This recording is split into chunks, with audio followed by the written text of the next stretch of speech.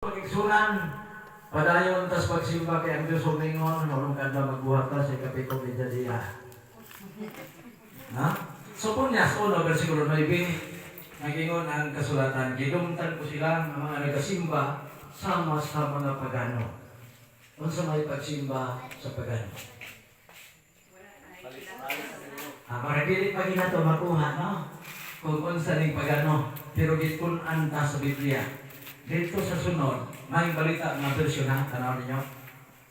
Gidumtan ko sila na nagasimba sa mas pagsimba sa mga pagano. Kung sa'y batasan sa pagano, kawatan. Anong gitawag ni kawatan? Kaya ang adlaw na ipapahulay nga gitalaan o ipananginan sa Diyos usa ka adlaw. Wala siya, Adventista del Sete, Momedya. Diya. Ha? So, marang iksuon nga niya ka, kay ang simbahan, hospital man eh, tambalanan eh. Hospital ko, salamat kayo sa pinasay na awit nga minaw ang langit. Dito mis kagayan si Mrs. mga iksunan, alahos po dito sa Lanao del Norte. While may panahon nga nag-invite nito pilusit kay pilusit nila, kunya nag-concept dito si Mrs. pagkahapon. Pagkahuman sa among concept, nawala ko dito, natinga si Mrs. Asan ako. Ginagit ko mga kaigsunan, gidala ko dito silang balay. Ito magtiayon na, nagtiniyabaway mga igsuan while nag-concept ni si Mrs. pagkadungog nila sa mga kanta. Kunya, especially pag awit na mo sa mingaw ang langit, dito gid sila ng hilak po tayo. Ano? Gikan sila sa abroad, magtiayon, 300,000 aman. Everyone. Sa ato pa, doon na sila 600,000 kada bulan. Imagine, huwag ako'y naana, mambag-ambag na ko, maligid-ligid pa yun. Kaya nang isa lang kabuhan naman. Sukad, sultihan ta mo. Di nga ako pagpanghambog. Kaya wala mo kayo kapanghangbog. Wala pa yung ko, kasuway o gawin o kwarta na 100,000. Pero sila, iyan na sa kabulan, 600,000. Pero pag-uri nila mga igsuon, nagkonsimisyon ilang kasing-kasing ang ilang mga anak na nawala na sa pag-alaga.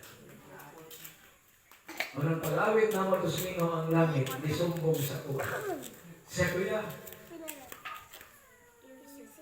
sabi mo, matas yung maayo.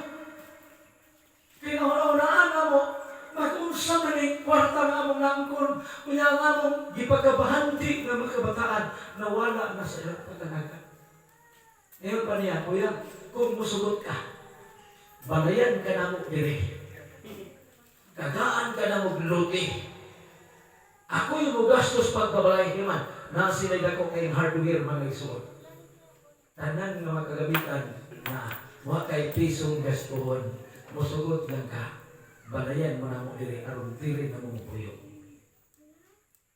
Si Mrs. nga sige pangita o asan ako. Nakita rin itaw tawag. E asa magkapa? Kung ginagit ko ato magtiayon, sabihan din. Nisumbong, nihila, mama. Kay nahimo silang kwartahan, pero ang ilang bahandi ng mga kabataan nawala sa pagkalaga. Amin yung isot, di bayan yun kabuktian o salapi ang atong pamilya. Di ba? Na gani magsakit, mahadlok nagmamatay, mahurot ng atong magagtangan, prinda, baligya, aron ng yun niya. Niya ka na pa nga, langit na hisgutan. Muna nga, inuna ko nga, si Mrs. akong ingnon. Pag ibalo Mrs. sa pang, layo na tayo, tas kinapawa ko eh. Nagkaya mo sa pinapawan ng Ikson, dihatag yung gihapon na sa mga. Pag-adto po na mo pikawayan, diupiran po ni Engineer Palanog na balayan po dito siyang gihapon ni. Huwag kinaghan na itong balay man. Ang resort na itong balay, huwag mahuman, kawayan ang salo. Pero man, mas malipay mo mulis kawayan. Well, nagwali na Ikson panahon ni Richard Thompson, katong ako pong sangay na taga-Manila na Tagalog.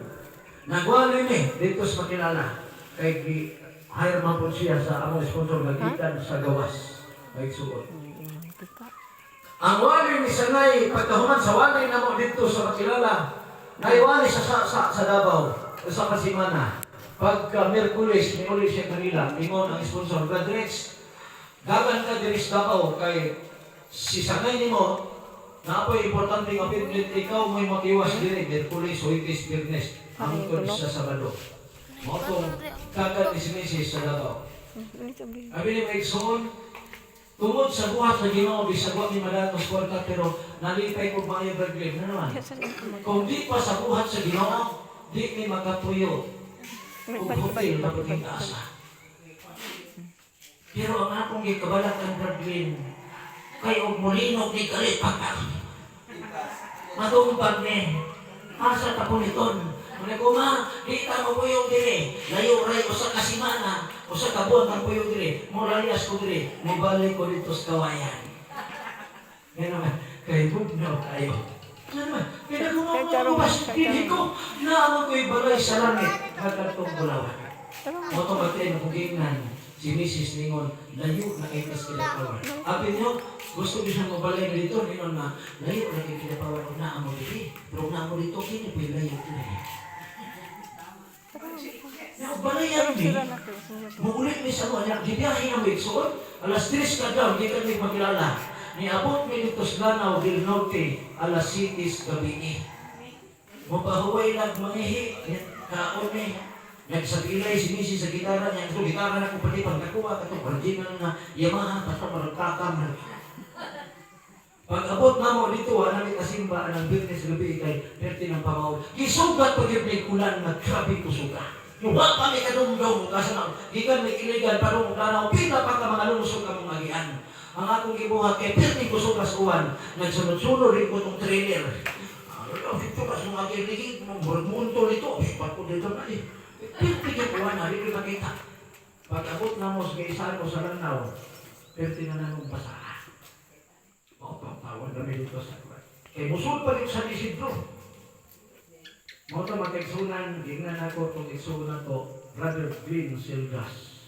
Naman ganito na siya account sa Facebook mo eksunan. Siya yung mga kritik, mga bilogir eh. Masa na siya? Tato siya. Masa na siya? Pero yung gilakan kaya niya mga. Din kong iluhod, iampo, kay wak pamahuman. We are not home here. So mabatan-on, naging panahon nga bulong pa. Kaya ako, ginanan ko sa personal na akong eksperyensya. Mukapag-kapag ko. Pero inyong mga bata, ako ipasalig ninyo. Kung sagad may pa, inyong na-train, bang dinusay sa proverbio, train up a child. Kung ma-train ganyan ang bata, maglaroy-laroy na siya, makahinumdog din na siya, kaya naana siya nakatunan. Kaya memory card sa bata, 50 pusuga. Dali, ragay na nga, makamemorya. Wala nga, tanong sa bata pa, kinanglan na matrain sila. Kaya paglaong sa ato nga iglesia, kining mga yun, mga kaisunan. Una, ang langit ay mamingaw kung ba sila. Una, i-question ko dito nila, kaya na ay seminar na hihimo sa music ng utana.